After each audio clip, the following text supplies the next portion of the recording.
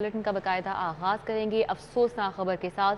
अभी आपको बताएं कि डॉलर की कदर में मजीद इजाफा हो चुका है और रुपए की कदर में मजीद कमी हुई है। तो आपको आगाह करें, इंटरबैंक में डॉलर 1 रुपये 36 पैसे महंगा हुआ है और कीमत 190 की बुलंद तरीन सतह पर पहुंच गई है। सोने की कीमत में भी 900 रुपये इजाफा। 22 के रात सोना 1,23,000 रुपये फी तोला हो गया है। कैस असलम हमारे साथ मौजूद हैं, डिटेल्स उनसे जान लेते हैं। बताइएगा कैस असलम। जनाब, बात यह है जी कि पहले तो ये है कि इकोनॉमी बहुत कमज़ोर है। हमारी चीज़ें दिख नहीं रही, एक्सपोर्ट बहुत कम है। इंपोर्ट लग्जरी आइटम भी, खुर्दनी तेल भी, पेट्रोलियम भी, अनाज भी हम इंपोर्ट कर रहे हैं। $40 बिलियन का हमारा ट्रेड डील कर सके। गवर्नमेंट ने भी कोई इकोनॉमिक पॉलिसी भी नहीं दी और जो है काला धन वो आजकल सोने और डॉलर में ही अपनी इन्वेस्टमेंट कर रहा है। क्रैश हो गई आपकी स्टॉक मार्केट। तो जब तक गवर्नमेंट कोई सीरियस इकदाम नहीं लेगी, कैप नहीं करेगी डॉलर को, ये 200 रुपए तक भी चला जाएगा जिस तरह वो बढ़ रहा है आहिस्ता आहिस्ता। तो इकोनॉमी को स्टेबलाइज करना बहुत ज़रूरी है। मुल्क में जो पॉलिटिकल इंस्टेबिलिटी है उसको दूर करना बहुत ज़रूरी है। जो हमारे इन्वेस्टर्स हैं, जो हमारे एक्सपोर्टर्स हैं, उनको सपोर्ट देनी बहुत ज़रूरी है और लग्जरी आइटम्स की इंपोर्ट बंद करनी ज़रूरी है 6 महीने के लिए, ताकि ये सारा जो प्रोसेस है डॉलर के बढ़ने का, सोने के बढ़ने का और कीमतें के बढ़ने का, इसको रोका जाए। अच्छा डॉक्टर साहब, कोई इस हवाले से क्या हमारे मौजूदा हुकूमत के पास कोई कोपिंग स्ट्रेटजी नहीं है और क्या अब महंगाई में मजीद इजाफा होगा? साइज ऑफ इकोनॉमी पे क्या असरात पड़ेंगे? क्या होने वाला है अब? गवर्नमेंट के पास कोई स्ट्रेटजी नहीं है। वो बल्कि जाके साहबदार से पूछना चाहते हैं कि क्या करना है, जो आर्टिफिशियली तौर पे करते हैं। असल स्ट्रेटजी तो ये है कि पहले, और महंगाई होगी और वो बढ़ेगी जब तक आप बेसिक अशिया पे से टैक्स नहीं उड़ाएंगे, जब तक आप अपने पानी से और इंडिजिनस रिसोर्सेज से बिजली नहीं पैदा करते, जब तक आप ये जो लग्जरी कारें हैं उनको इम्पोर्ट नहीं बंद करते। आपके अभी मॉनेटरी पॉलिसी नहीं आई, हालांकि स्टेट बैंक का गवर्नर बदल गया है, कोई मॉनेटरी पॉलिसी नहीं आई हुई। कोई जो 1 महीने के एंड तक बजट आना है, कोई पॉलिसी गवर्नमेंट की इस वक्त नहीं आई। तो गवर्नमेंट के पास कोई इस वक्त, और मेरा ये ख्याल है कि अगर इलेक्शन होके नई 5 साल की गवर्नमेंट आए, जिस मर्जी पॉलिटिकल पार्टी है, फिर वो पॉलिसी आएगी। इस पॉलिटिकल अनरेस्ट में जो लोग करप्ट हैं, जो लोग काला धन करते हैं, वो डॉलर और सोने में अपनी इकट्ठा किए जा रहे हैं। अच्छा डॉक्टर साहब, क्या हुकूमत इस वक्त हेल्पलेस है या हम यही समझें कि हुकूमत के पास अब कोई चारा नहीं रहा? तो क्या हुकूमत के कंट्रोल में अब कुछ है भी या नहीं इसको ठीक करने के लिए हालात को? जी, तो मेरा ये ख्याल है कि हुकूमत को स्ट्रेटजी नहीं है उनके पास। आपका लफ्ज़ बड़ा अच्छा है कि हेल्पलेस है, वो हाँ हेल्पलेस है हुकूमत, क्योंकि उन्होंने इन्वेस्टर्स और हमारे जो एक्सपोर्टर्स हैं उनके साथ कोई इस किस्म की मीटिंग करने की ज़रूरत है। एक्सपोर्ट्स पे बजाय वो लगाने के उड़ाने के एक्सपोर्ट ड्यूटीज, उन्होंने कई चीज़ों पे अनाज पे और एक आध और चीज़ पे एक्सपोर्ट ड्यूटीज बढ़ा दी हैं, बंद कर दी एक्सपोर्ट। तो जब आप एक्सपोर्ट बंद करेंगे तो डॉलर कहाँ से आएगा? तो और जब आप इंपोर्ट्स को बंद नहीं कर रहे हैं, ये जो लग्जरी आइटम्स हैं, जब आप पेट्रोल की राशनिंग नहीं कर रहे, तो चीज़ें तो इंटरनेशनल जो वो है इन्फ्लेशन, वो आपके मुल्क में आ रही है इंपोर्ट की वजह से। इन्फ्लेशन बिल्कुल मुल्क में आ रही है। बहुत शुक्रिया डॉक्टर कैस असलम हमारे साथ थे और तमाम तर सूरत हाल पर उनका क्या मौक़िफ़ है उस हवाले से हमें बता रहे थे। सोने में मजीद 1500 रुपये इजाफा। 24 के रात की तोला सोना 1,35,400 रुपये का हो गया। 22 के रात की तोला सोना 1,23,500 रुपये का हो गया है। शहजाद खान अब्दाली हमारे साथ हैं, अपडेट्स उनसे जानते हैं। जी शहजाद खान अब्दाली। और जी बिल्कुल, डॉलर की ऊंची उड़ान मखलूत हुकूमत के काबू में नहीं आ रही, जिसके बायस सोने की कीमतों में भी मुसलसल इजाफे का रुझान बरकरार है। अगर आज की बात करें तो आज सोने की कीमतों में 1,500 रुपये का रिकॉर्ड इजाफा देखा जा रहा है, जिसके बाद अब सोने की कीमतें मुल्की तारीख की नई बुलंद तरीन सतह यानी 1,35,400 रुपए पर पहुंच चुकी हैं। खालिद 24 कैरेट फी तोला सोना इस वक्त शहर के सराफा बाजारों और मार्केटों में 1,35,400 रुपए में फरोख्त किया जा रहा है। और इसी तरह अगर 22 कैरेट फी तोला सोने की बात करें तो इसकी नई कीमत 1,23,500 रुपए सामने आई है। और इस हवाले से शहर की ज्वेलर बरादरी का ये कहना है कि अगर हुकूमत डॉलर की कीमत को कंट्रोल नहीं करती तो सोने की कीमतें भी इसी तरह तेजी से बढ़ेंगी और सोना जो है वो अब मुतवस्सित तबके की पहुंच से बहुत बाहर निकल गया है। जी तो शहजाद, इस तमाम तर सूरत हाल पर जो ताजिर बरादरी है वो कितनी परेशान नजर आ रही है? जी बिल्कुल, आपने बड़ा वैलिड क्वेश्चन जो है वो किया है। इस हवाले से जो शहर की ज्वेलर बरादरी है वो ये कहती है कि इतना महंगा सोना हो चुका है कि अब जो मुतवस्सित तबका है वो सोना खरीदना तो दूर, इसको खरीदने के बारे में सोच भी नहीं सकता।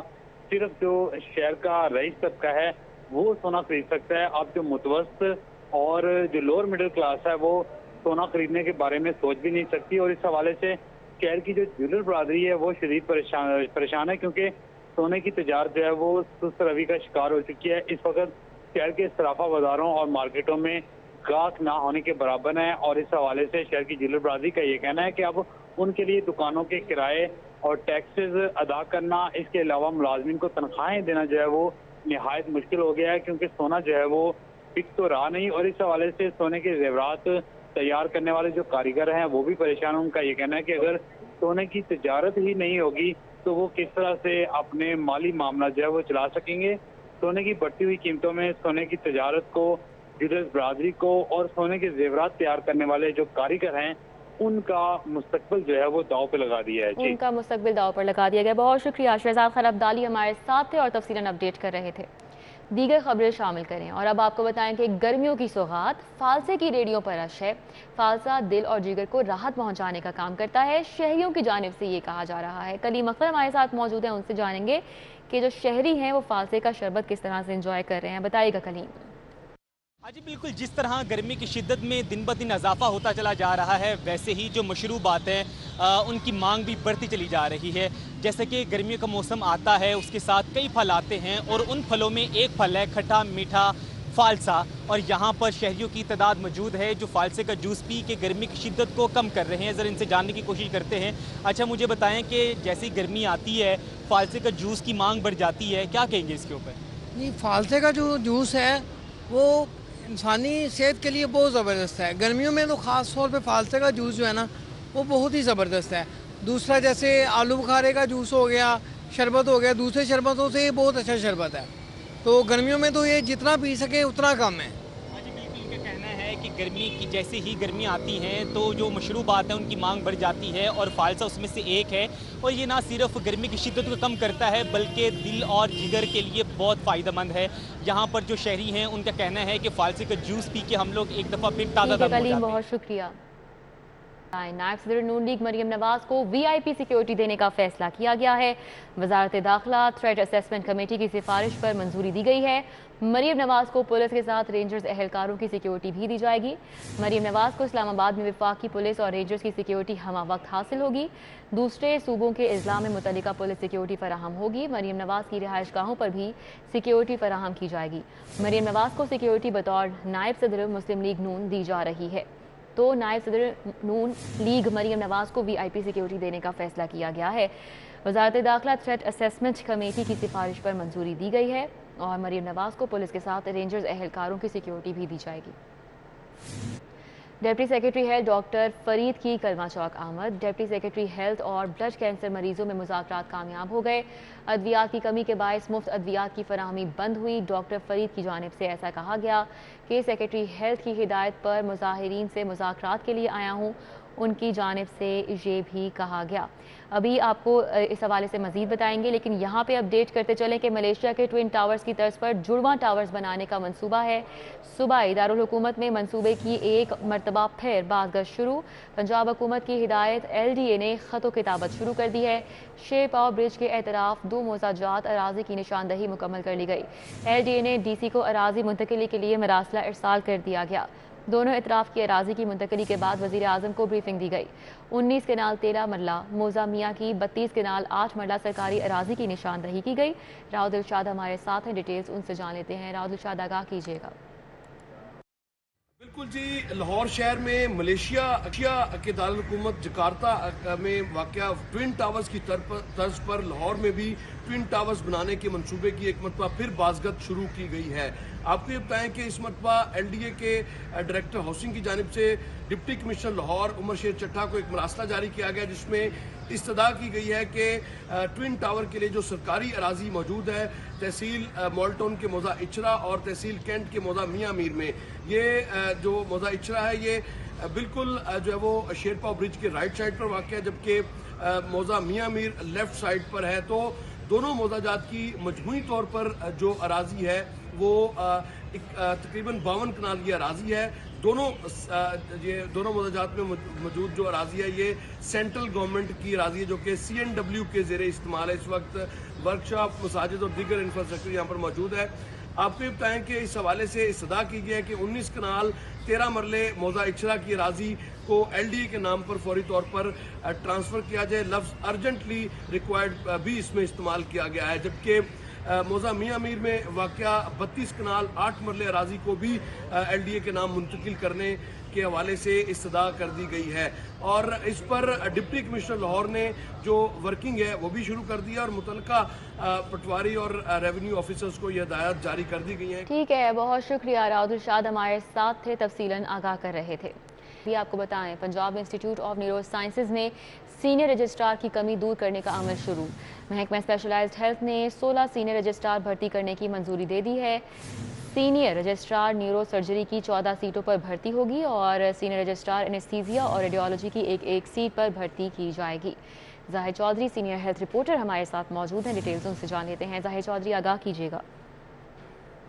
जी, Punjab institute of neuro sciences में सीनियर रजिस्ट्रार जो है उनकी शदीद कमी का सामना था और इस पर Punjab institute of neuro sciences की इंतजामिया की जानिब से महकमा स्पेशलाइज्ड हेल्थ केयर से इस्तदा की गई थी कि फौरी तौर पर जो सीनियर रजिस्ट्रार हैं उनकी भर्ती की जाए ताकि बेहतर इलाज मुआवजे की फराहमी को यकीनी बनाया जाए, जिस पर महकमा स्पेशलाइज्ड हेल्थ ने मजबूरी तौर पर सीनियर रजिस्ट्रार की 16 सीटों पर भर्ती में सर्जरी के 14, जबकि एनेस्थीसिया और एक सीनियर की भर्ती की मंजूरी दी गई है। ये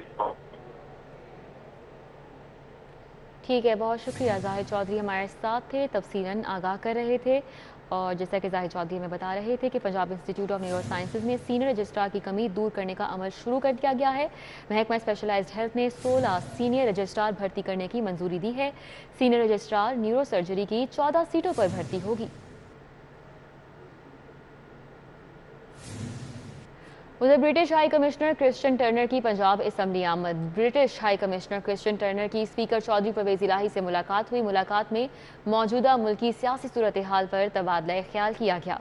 British high commissioner Christian Turner की पंजाब असम्बली आमद। British high commissioner Christian Turner की स्पीकर चौधरी परवेज इलाही से मुलाकात हुई। मुलाकात में मौजूदा मुल्की सियासी सूरत हाल पर बातचीत हुई। इस हवाले से मजीद जानेंगे फसीउल्लाह से। फसीउल्लाह, मुलाकात का हवाल बताइएगा। हाँ जी बिल्कुल, ये पंजाब असम्बली में अहम मुलाकात हुई है जिसमें British high commission Christian Turner का जो है वो पंजाब असम्बली आमद हुई है और इस मौका पर उन्होंने स्पीकर पंजाब असम्बली परवेज इलाही से मुलाकात की है। मुलाकात में बाहमी दिलचस्पी के मोड़ पर तबादला ख्याल किया गया। साथ और जो मुल्की सियासी सूरत हाल है उस पर भी गुफ्तगू की गई है और जो है वो बरतानिया के जो कमीशन था उसको भरपूर अंदाज में वेलकम किया गया। स्पीकर पंजाब असम्बली चौधरी परवेज इलाही की जानिब से और उनका इस्तकबाल किया गया और बाद जो है वो जो बरतानिया पाकिस्तान के साथ हर मुश्किल हालात में साथ खड़ा रहा है, ऐसा कहना था परवेज इलाही का। उनकी जानिब से जो है वो खुशामदीद कहा गया है। इसके साथ साथ जो दीगर अवामी दिलचस्पी के अमूर थे उन पर भी तबादला ख्याल किया गया है। ठीक है, बहुत शुक्रिया फसीउल्लाह। अभी आपको बताएं कि LDA के ज़ेरे एहतमाम प्लॉट्स का नीलामे आम। मुख्तलिफ स्कीमों में वाक़ 6 कमर्शल प्लॉट्स मजमूई तौर पर 4,54,67,500 रुपये में नीलाम किए गए।